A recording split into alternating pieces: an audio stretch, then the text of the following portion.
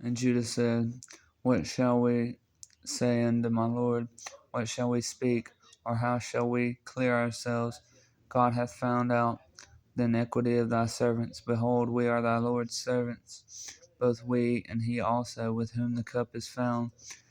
And he said, God forbid that I should do so. But the man in whose hand the cup is found, he shall be my servant. And as for you, get you up in peace unto your father. Then Judah came near unto him, and said, O my lord, let thy servant, I pray thee, speak a word in my lord's ear, and let not thine anger burn against thy servant, for thou art as Pharaoh, even as Pharaoh.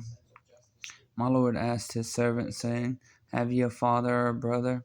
And we said unto my lord, We have a father, an old man, and a child of his old age, a little one, and his brother is dead, and he alone is left of his mother, and his father loveth him.